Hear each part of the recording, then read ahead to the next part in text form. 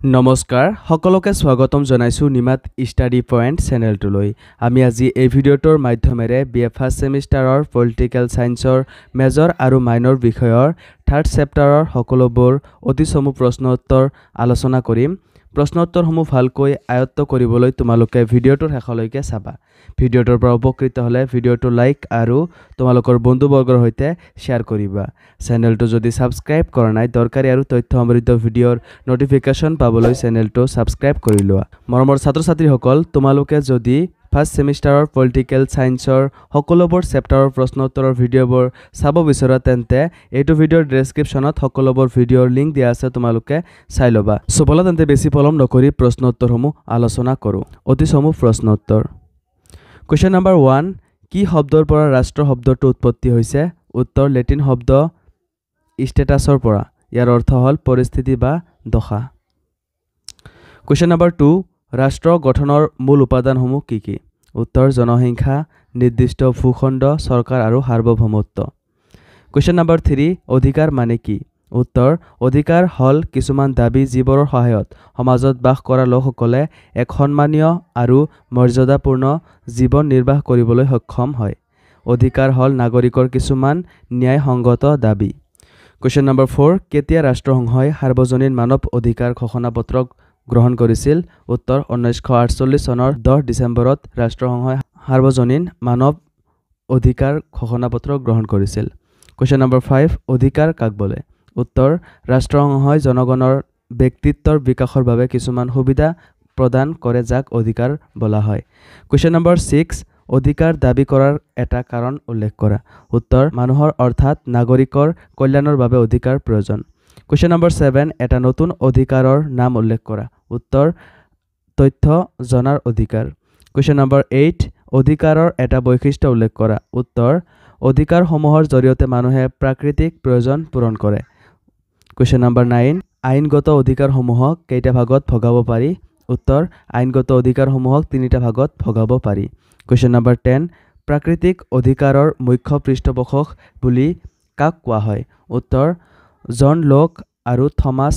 পাইনক প্ৰাকৃতিক অধিকাৰৰ মুখ্য পৃষ্ঠপোষক বুলি ক'ব পাৰি Question number 11 কেতিয়া ৰাষ্ট্ৰসংঘই সাৰ্বজনীন মানৱ অধিকাৰ ঘোষণাপত্ৰ গ্ৰহণ কৰিছিল উত্তৰ 1948 চনৰ 10 ডিচেম্বৰত ৰাষ্ট্ৰসংঘই সাৰ্বজনীন মানৱ অধিকাৰ ঘোষণাপত্ৰ গ্ৰহণ কৰিছিল Question number 12 এটা সাৰ্বজনীন অধিকাৰৰ নাম উল্লেখ কৰা উত্তৰ শিক্ষাক এটি সাৰ্বজনীন অধিকাৰ বুলি ক'ব পাৰি Question number 13 অধিকাৰক কেইটা ভাগত ভাগ কৰা হৈছে উত্তৰ ৰাষ্ট্ৰৰ দ্বাৰা ঘোষিত অধিকাৰক চাৰিটা ভাগত ভাগ কৰা হৈছে Question number 14 অৰ্থনৈতিক অধিকাৰ কাক বোলে উত্তৰ যিবোৰ অধিকাৰে মানুহৰ অৰ্থনৈতিক নিৰাপত্তা সুনিশ্চিত কৰে সেইবোৰকে অৰ্থনৈতিক অধিকাৰ বোলা হয় Question number 15 লাস্কিৰ মতে অৰ্থনৈতিক অধিকাৰ কাক বোলে উত্তৰ লাস্কিৰ মতে অৰ্থনৈতিক অধিকাৰ হল দৈনিক খাদ্য সংস্থাপনৰ বাবে যুক্তিসংগত অৰ্থ সংগ্ৰহ কৰাৰ সুযোগ Question number 16 প্ৰাচীন ৰাজনৈতিক তত্ত্ববিদসকলৰ মতে অধিকাৰ ক'ৰ পৰা উৎপত্তি হয় উত্তৰ প্ৰাচীন ৰাজনৈতিক তত্ত্ববিদসকলৰ মতে অধিকাৰ প্ৰাকৃতিক নিয়মৰ পৰা উৎপত্তি হয় Question number 17 ৰাজনৈতিক অধিকাৰ কি উত্তৰ যিবোৰ অধিকাৰৰ জৰিয়তে একজন নাগৰিকে ৰাজনৈতিক কাৰ্যৱলীত অংশগ্ৰহণ কৰিব পাৰে তেনেবোৰ অধিকাৰকে ৰাজনৈতিক অধিকাৰ বোলে Question number 18 ৰাজনৈতিক অধিকাৰক কেইটা ভাগত ভাগ কৰা হৈছে উত্তৰ ৰাজনৈতিক অধিকাৰক 6টা ভাগত ভাগ কৰা হৈছে Question number 19 মানৱ অধিকাৰৰ সাৰ্বজনীন ঘোষণাপত্ৰ কেতিয়া ঘোষণা কৰা হয় উত্তৰ 1948 চনৰ 10 ডিচেম্বৰত ঘোষণা কৰা হয় Question number 20 মানৱ অধিকাৰক কিদৰে সুৰক্ষিত কৰিব পাৰি উত্তৰ আইনৰ শাসনৰ দ্বাৰা মানৱ অধিকাৰসমূহ সুৰক্ষিত কৰিব পাৰি Question number 21 অৰ্থনৈতিক অধিকাৰক কেইটা ভাগত ভগোৱা হৈছে উত্তৰ অৰ্থনৈতিক অধিকাৰক 5টা ভাগত ভগোৱা হৈছে Question number 22 শিক্ষাৰ অধিকাৰ কাক বোলে উত্তৰ ৰাষ্ট্ৰত প্ৰতিজন নাগৰিকে শিক্ষাৰ সমান সুযোগ আৰু সুবিধা প্ৰদান কৰাৰ কাৰ্যটোকে শিক্ষাৰ অধিকাৰ বোলে Question number 23 আমাৰ দেশত অধিকাৰবোৰক কি নামেৰে জনা যায় উত্তৰ আমাৰ দেশত অধিকাৰবোৰক মৌলিক অধিকাৰ নামেৰে জনা যায় Question number 24 মানৱ অধিকাৰৰ সাৰ্বজনীন ঘোষণাপত্ৰ কোনে ঘোষণা কৰে উত্তৰ ৰাষ্ট্ৰসংঘৰ সাধাৰণ সভাই মানৱ অধিকাৰ সাৰ্বজনীন ঘোষণাপত্ৰখন ঘোষণা কৰে Question number 25 ব্যক্তিগত বা পৌৰ অধিকাৰ কাক বলে উত্তৰ যিবোৰ অধিকাৰৰ অবিহনে ব্যক্তিৰ জীৱন নিৰৰ্থক হৈ পৰে তাকে ব্যক্তিগত বা পৌৰ অধিকাৰ বলে কোৱেশ্চন নম্বৰ 26 ব্যক্তিগত অধিকাৰটিক আন কি নামেৰে জনা যায় উত্তৰ ব্যক্তিগত অধিকাৰৰ আন এটি নাম হল পৌৰ অধিকাৰ কোৱেশ্চন নম্বৰ 27 অধ্যাপক লাস্কিৰ অধিকাৰ কাক বলে উত্তৰ অধ্যাপক লাস্কিৰ মতে অধিকাৰ হল সমাজ জীৱনৰ হেবৰ ব্যৱস্থা যিবোৰ নহলে সাধাৰণভাৱে মানুহে ব্যক্তিৰ পূৰ্ণ বিকাশৰ সাধন কৰিব নোৱাৰে কোৱেশ্চন নম্বৰ 28 গ্ৰীনৰ মতে অধিকাৰ কাক বলে উত্তৰ গ্ৰীনৰ মতে জনসাধাৰণৰ মংগলৰ সহায়ক ৰূপে দাবীকৃত আৰু স্বীকৃত ক্ষমতাই হল অধিকাৰ কোৱেশ্চন নম্বৰ 29 হস্তাউচৰ মতে অধিকাৰ কি উত্তৰ হস্তাউচৰ মতে অধিকাৰ হল সামাজিক কল্যাণৰ শৰ্ত স্বৰূপে স্বীকৃত কিছুমান হা সুবিধা যিবোৰ সকলো লোকৰ ব্যক্তিত্ব বিকাশৰ বাবে উপযোগী কোৱেশ্চন নম্বৰ 30 প্ৰথম প্ৰজন্মৰ অধিকাৰসমূহ কি কি উত্তৰ অসামৰিক আৰু ৰাজনৈতিক অধিকাৰ আন্দোলন সন্থা আৰু সভা সমিতি ব্যক্তিগত স্বাধীনতা ধৰ্মীয় স্বাধীনতা আদি কোৱেশ্চন নম্বৰ 31 দ্বিতীয় প্ৰজন্মৰ অন্তৰ্গত অধিকাৰসমূহ কি কি উত্তৰ সামাজিক আৰু অৰ্থনৈতিক অধিকাৰ স্বাৰ্থ আৰু চিকিৎসাৰ অধিকাৰ নিয়োগ আৰু সংস্থাপনৰ অধিকাৰ বাসগৃহৰ অধিকাৰ কোৱেশ্চন নম্বৰ 32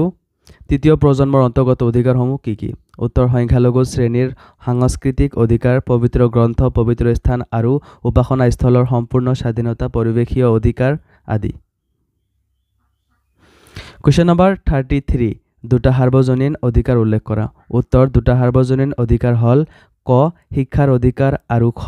জীৱিকাৰ অধিকাৰ কোৱেশ্চন নম্বৰ 34 স্বাধীনতা বা স্বতন্ত্ৰতা বুলিলে কি বুজা উত্তৰ সাধাৰণ অৱস্থাত স্বতন্ত্ৰতা বা স্বাধীনতা মানে মুক্ত অৱস্থা নাইবা অবাধ অধিকাৰ বুজায় কিন্তু ৰাজনীতি বিজ্ঞানত ব্যক্তিগত স্বাধীনতা বা লিবাৰ্টি শব্দটো লেটিন ভাষাৰ লিবাৰ শব্দৰ পৰা উদ্ভৱ হৈছে ইয়াৰ অৰ্থ হল মুক্ত কোৱেশ্চন নম্বৰ 35 বিশিষ্ট চিন্তাবিদ চিলিৰ মতে ব্যক্তিগত স্বাধীনতা কি উত্তৰ বিশিষ্ট চিন্তাবিদ চিলিৰ মতে ব্যক্তিগত স্বতন্ত্ৰতা বা স্বাধীনতা হৈছে চৰকাৰ অধিক নিয়ন্ত্ৰণৰ এক পৰিপন্থী ব্যৱস্থা কোৱেশ্চন নম্বৰ 36 গেটেলৰ মতে স্বতন্ত্ৰতা বা স্বাধীনতা মানে কি উত্তৰ গেটেলৰ মতে ব্যক্তিগত স্বতন্ত্ৰতা বা স্বাধীনতা হৈছে আৱশ্যকীয় আৰু উপভোগ্য কামবিলাক সম্পাদন কৰাৰ এক ইতিবাচক ক্ষমতা কোৱেশ্চন নম্বৰ 37 ৰাজনৈতিক চিন্তাবিদ লাস্কিৰ মতে স্বতন্ত্ৰতা বা স্বাধীনতা কি উত্তৰ ব্ৰিটিছৰ ৰাজনৈতিক চিন্তাবিদ লাস্কিৰ মতে স্বতন্ত্ৰতা বুলিলে এনে এক পৰিৱেশৰ ব্যগ্ৰ সমৰ্থনৰ কথা বুজায় য'ত ব্যক্তিয়ে নিজস্ব ব্যক্তিসত্তাৰ উপনীত হোৱাৰ সুযোগ লাভ কৰে 38 ব্ৰিটিছ ৰাজনৈতিক চিন্তাবিদ গ্ৰীনৰ মতে স্বতন্ত্ৰতা বা স্বাধীনতা কি উত্তৰ ব্ৰিটিছ ৰাজনৈতিক চিন্তাবিদ গ্ৰীনৰ মতে স্বতন্ত্ৰতা বা স্বাধীনতা হৈছে কৰণীয় কাৰ্য কৰাৰ আৰু উপভোগ কৰাৰ সমৰ্থতা আৰু ই আনৰ সতে একেলগে কৰিব পৰা কৰ্মক সাঙুৰি লয় কোৱেশ্চন নম্বৰ 39 ইতিহাসবিদ মেছিমো চেলভাড্ৰিৰ মতে স্বতন্ত্ৰতা বা স্বাধীনতা কি উত্তৰ ব্ৰিটিছ ইটালিয়ান ইতিহাসবিদ মেছিমো চেলভাড্ৰিৰ মতে যদিহে স্বতন্ত্ৰতা এক মুক্ত বাছনি তেন্তে প্ৰত্যেক ব্যক্তিৰে নিজস্ব সিদ্ধান্ত নিজৰ কৰ্মগতিৰে পৰিচালিত হ'ব ই ব্যক্তিৰ নিজৰ সৈতে জড়িত তেওঁৰ চৌপাশে থকা বাহ্যিক পৃথিৱীখনৰ সৈতে জড়িত কোৱেশ্চন নম্বৰ 40 সমতা মানে কি উত্তৰ সমতাৰ ধাৰণাটোৱে সমাজ ব্যৱস্থাত প্ৰচলিত বৈষম্য আৰু অসমতাসমূহ আঁতৰ কৰি সকলোৰে উপভোগ্য সমান পৰিৱেশ সৃষ্টি কৰাকে বুজায় কোৱেশ্চন নম্বৰ 41 ৰাজনীতি বিজ্ঞানৰ মতে সমতা শব্দৰ অৰ্থ কি উত্তৰ ৰাজনীতি বিজ্ঞানৰ মতে সমতা শব্দটোৱে ৰাষ্ট্ৰৰ ভিতৰত বসবাস কৰা প্ৰতিজন নাগৰিকে সমান সা সুবিধা আৰু সুযোগ লাভ কৰাৰ ব্যৱস্থাক বুজায় কোৱেশ্চন নম্বৰ 42 সমতাৰ দুটা অৰ্থ আছে এটা হৈছে সমৰূপতা আনটো কি উত্তৰ সমতা দুটা অৰ্থ আছে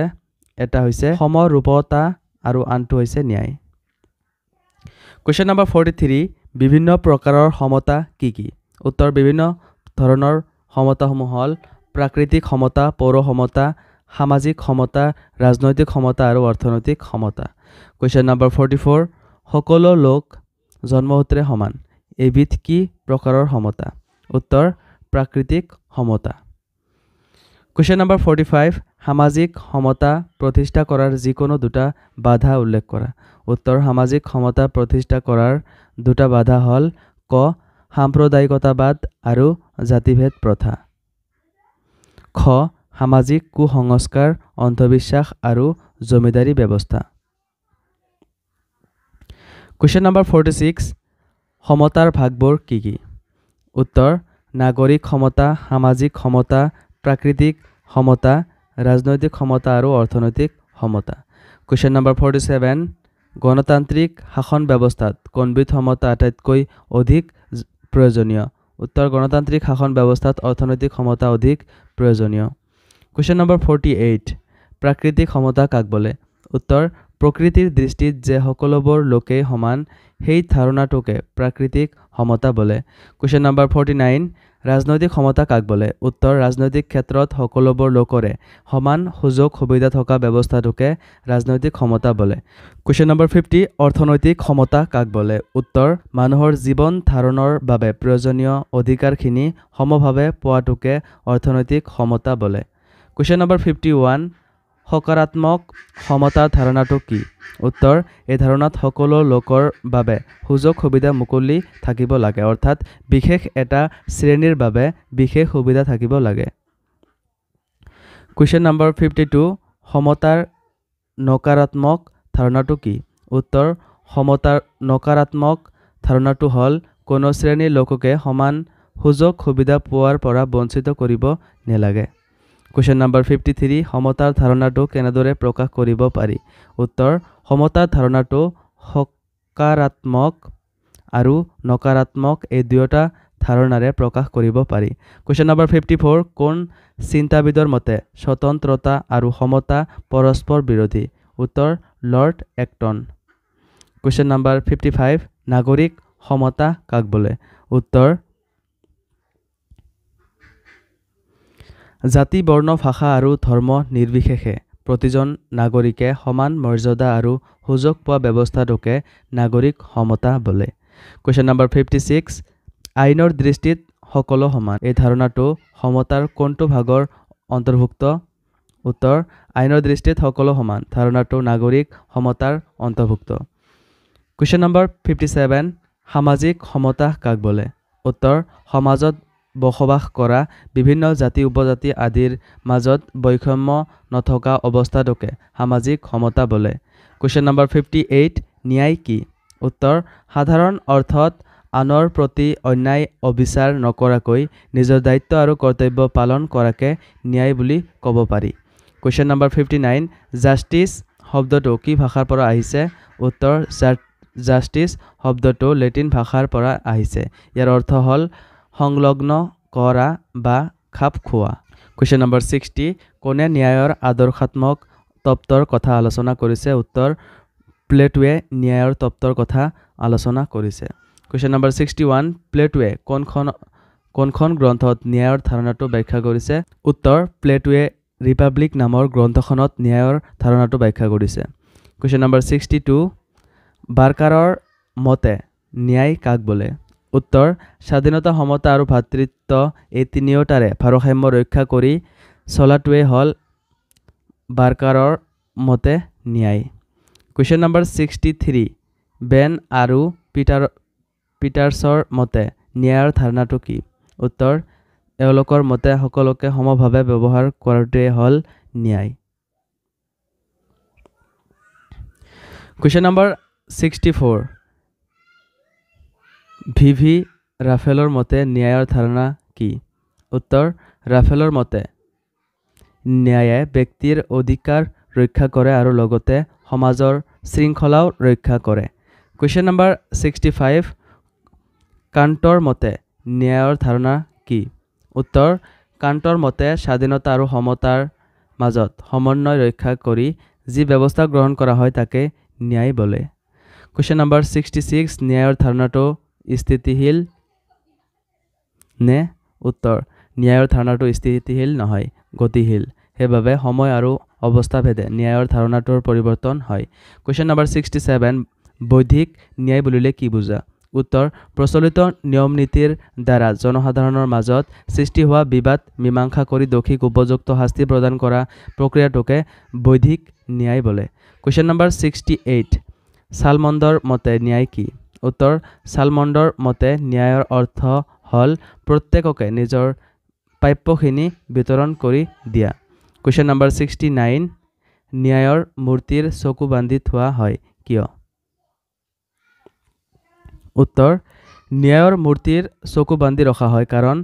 তেওঁ নিৰপেক্ষ চৰিত্ৰ প্ৰকাশ কৰিব লাগিব